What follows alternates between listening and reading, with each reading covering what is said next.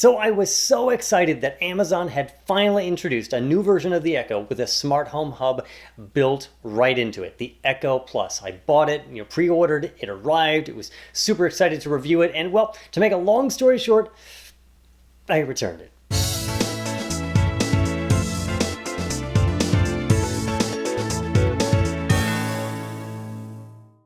Hey everybody, I'm Joe DeGanzik and this is Smarter Home Life. So I wanted to make some kind of a video. I was going to do a review of the Echo Plus. Now it's turned into something a little bit different. But whether this video is kind of a mashup, if it's a rant, if it's, well, I'm going to give you some information. So I want to cover a couple things. Number one, should you buy the Echo Plus? That's a little bit of a complicated question. I mean, it's somewhat simple, but we'll go into it. So again, Amazon introduced, a slew of products. The new Echo Spot, the brand new Echo itself, the Echo Plus, the Echo Minus. We heard about that. I did a whole video on that a number of weeks ago. So the Echo Plus, it looks like the existing Echo, actually looks like the Echo Silver from the Saturday Night Live skit. Doesn't answer to Allegra though, but anyways, multiple colors, same design, the volume ring, all that stuff, but it has a Zigbee radio in it. So this is something I and many others have been talking about for several years now. Why, if Amazon is kind of selling these things as smart home controllers, why can't they directly control the smart home? Why can't they actually really control and be connected to wirelessly your smart home, dedicated smart home devices, things like Zigbee products. Now they didn't include Z-Wave, which really annoyed quite a few people. The Echo Plus, for people, let me just say this. If you're already in the smart home world, you've got a SmartThings, a Wink, you've got maybe Home Assistant or a Raspberry Pi or some other kind of thing that's got some of these radios built in and that's working for you today. Unless you just want to buy this thing and fiddle around with it, I don't see any need to actually have you get it because, well, you've already got your things connected to some other kind of hub device, and your hub device is probably being controlled by some sort of Echo smart speaker product anyways.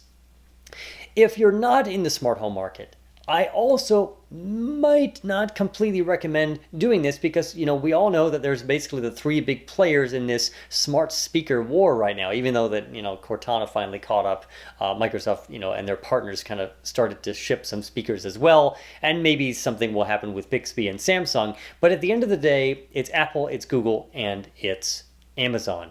Amazon, being the one that started the whole thing just only 3 years ago. It feels like a lot longer, but it was just 3 years ago. So my feeling is it's better to keep these things separate, even though I love having things integrated. But if you're getting into the smart home world, you're not in the Amazon world, you're not in any of those things, and you want to start with it, I don't know whether I would say it's a good idea to go with this because you're getting a limited product. It doesn't cover all of the different possible smart home products that are out there. We know that Z-Wave has a few more products that can do all kinds of fun stuff, from door locks to sensors to remotes to all kinds of things. Some of them that Zigbee doesn't quite cover yet. But again, this is just saying this right now, early and mid-November of 2017. But if you love Amazon and if you just want to go all in, then by all means, go that route. You've got a device that will cover all the bases. It'll give you all the Echo functionality, all the Alexa functionality, and be able to do all the fun stuff that your friends and all these videos are always telling you about. And of course, you'll get you'll get that direct control of smart home devices. Now, when I say that, I'm kind of almost being a little bit misleading because it's not that you can't control other things. Think about this. Certain products like LIFX light bulbs, certain smart switches, among many others, don't rely on a proprietary protocol. They run on Bluetooth, maybe Wi-Fi, and they have been able to be controlled via the Amazon Echo and, of course, Google Home and HomeKit and other things throughout the years. But Zigbee and Z-Wave are these proprietary protocols that were developed a number of years ago, along with Insteon and Control4 stuff and Lutron and whatnot, that are dedicated to the smart home. Wi-Fi and Bluetooth have been adapted to make the smart home stuff work. So before I go into a whole thing, there's another reason why you may not want the Echo Plus, and it's because before I say that out loud and trigger everyone's devices, Amazon also made an upgrade to the Alexa app so that a lot of this smart home control that you gain from buying the Echo Plus is now included automatically on devices that you may already own. Echo Dots, Echo shows all the Echo stuff. So let's do a demo. Now, when you go into the newly updated app and you go to the hamburger menu, and now when you go to number 1, you'll see there's a new item on the left, routines. We'll get to that in a second. And then there, obviously smart home has been there as well. If I tap smart home, I now get something different. I get a list of devices. I've also got groups that I can add, and I also have scenes. Now, a couple of nitpicks here, and some people will say, what you will. When I was preparing to do this video, I really wanted to kind of stick it to Amazon, and I'm still going to complain about a few things because Amazon, I'm talking to you and your engineering staff right now. You had years to work on this, months, more than weeks, months, years. You had plenty of people to test it, and it's not a great solution. It's not the worst solution, but I think you could have done better than this. If you've already scrolled down and you tap on something and then you go back, you get sent right back to the top. Kind of annoying. They could fix that. But again, you're releasing this brand new. So the list of devices, that's pretty standard. I wish that, because all of these kind of come from different areas of my home, some of them are Hue devices, some of them are smart things, it would be nice to actually have a little icon that told you actually where it was from instead of having to tap on it and remember what was it connected to, because I have a kind of complex system because I'm a smart home guy and I got to tell you about it. So anyways, you may only have one smart hub and it may be a little bit easier in your setup. But you don't have to do anything to get this. Once you update the app, it's just going to translate all the stuff that you already have, assuming that you have stuff connected to Lady A. It will simply translate it into all these icons and into these devices instead of just giving you that list of just saying, well, here's your stuff that I discovered, and you can only control it with your voice. So if I go in here, and you'll see behind me, a little bit behind me actually, if I kind of walk out of the way, you'll see a little bit of this. I'm going to go down to living room accent. There it is. So I can shut this off. It's waiting for Philips Hue. And of course, now I've got direct control, and I can just tap on that and it's going to go away. You're not going to really see that change because I've got a downlight on it, but just trust me that it does work. Of course, and I can change the brightness. I can tap it on and off. Again, Amazon, where's the color control? Amazon only turned on color control via voice about 6 to 7 months ago. And now in the app, we don't have color control again for a Philips Hue directed, connected light. What's going on? Obviously, they want you to control this stuff with Alexa. They want you to do it with your voice. They really probably don't want you in the app. I want them to cover all the bases. That's just me. So this is per device control. Scenes, you would think that you can go in and tap on a scene, and I could go in here and say, let's see, I'm going to find Arctic Aurora in the main space, which is, this is the main space. I'm going to trigger it. I can't trigger it manually. Again, they want you to do it by voice. Amazon, why can't I execute the scene from here? It's not that big of a deal. Get it done. Okay, so groups. Grouping is important. Many people have complained, myself included, that every time you want to control something by voice, if it's in another room, if you have it grouped in a certain fashion, you have to remember what it's called, you have to remember what room it's in, and you have to say those names. That isn't always how we talk to people. We say, hey, just go shut the lights off, or can you shut the lights off in that other room? Or if you're in a room, you just want to say, turn the lights off. So this gives you the ability, when you add a group, obviously this gives you the control of, if you have multiple Echo devices for the multi-room music, which I haven't specifically covered yet because I don't do a lot of whole house music in a tiny home of 400 square feet. But in the smart home group area, you can go in, pick a room. I'm just going to say den just to keep it simple. And then you pick which Echo which Echo will be the one that will be responsible for this. So if you walk into the den, you can say something just like, turn on the lights, turn off the lights, set them to 50%. You don't have to say the name of the room, you don't have to say the name of the lights, you can just do it by a little bit more naturally.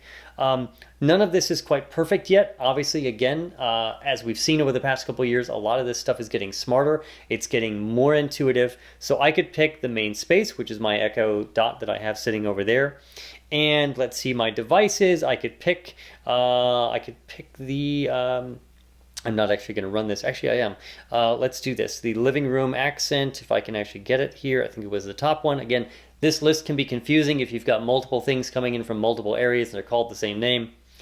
Again, a little bit better app would be great. And then I'm going to go down and click on media devices. Not really a light, it's actually a switch. It controls the power to the TV and the streaming devices. If I hit save, that becomes a group, and I can simply go into the den. Now I could actually do it by voice as well. Actually, let's try that. Computer, turn off the lights. And it should have, and it did, said okay. It turned off that group. I just said turn off the lights. It only affected that specific Echo, and it was this specific group because I tied this group with those two devices, a switch, a plug-in smart switch, and the Philips Hue smart strip underneath the TV in the TV stand, and I tied it to that specific Echo. But this is what you get now if you've already added things to your smart home. If you've already jumped into the Amazon ecosystem, you don't need the Echo Plus. In fact, I just think it's a product that's another test, another trial. They're really advertising it heavily on their homepage, but my feeling is you're better off, and it's cheaper also, to just get one of the other Echo devices, maybe the Echo Dot, maybe the full-size Echo, which dropped in price, and just use these features, connect it to a SmartThings, connect it to something else. So the next question on your mind probably is, well, what about the competition? Like I mentioned, well, the HomePod, Apple's got kind of the home automation space, at least in their world, kind of locked up with Siri, and as many people either love it or hate it, it is somewhat proprietary and kind of a closed system, but it works, most of the time. Google's offering, of course, with the brand new Google Home Mini, does give the Amazon Echo Dot a run for its money, but doesn't do everything that it does. This is not an entire comparison video, but the fact that both of these are the same price, do largely the same things, except the fact that Google hasn't jumped in to completely add the home control features like Amazon just did, but routines are coming. In fact, the routines, which I didn't demonstrate here, allow you to say a specific phrase, Alexa, do something, and have the news play, the weather, some information, apparently not music yet, and it'll also allow you to control your smart home devices. And again, Amazon's doing it right through their app. Google's going to launch that apparently by the end of the year, so we'll see. They may actually also add in direct smart home control to the Google Assistant or Google Home app as well. So they're getting to be very, very similar. Personally, again, I still like the Google Assistant. I just think it's better at recognizing voices. It's friendlier. It's just, I think it's overall better. But of course, Amazon's got more devices in the field, and they're not letting up anytime soon on the marketing pressure. If you're still trying to figure out which one is better, remember that Amazon is trying to sell you stuff. Google is organizing the world's information. That is it for this, a little bit longer video. I hope it gave you some great information. Of course, send me an email, questions@smarterhomelife.com. I take your questions. I put the most interesting ones out on the show, on the Q&As every single month. And of course, I do get back to you within a few days personally. If you've got more complex questions that can't be done over email, head over to smarterhomehelp.com, where I do live consulting over video chat. And I will be having it's a little bit delayed, but the holiday gift guide and some additional videos on the getting started with the smart home series are going to be out before Black Friday. I promise you that. So thanks for watching. As always, make your home just a little bit smarter every single day. It just takes a little bit. And of course, at the holidays, it's the fun time of year with lighting and all that other stuff. I'll have a little bit of tips and tricks for that as well. And again, smarterhomelife.com is the best place to get started. Smarter Home Life, you're right here on YouTube, and catch it across social media. I'm Joe DeGanzik. Thanks for watching. See you next time.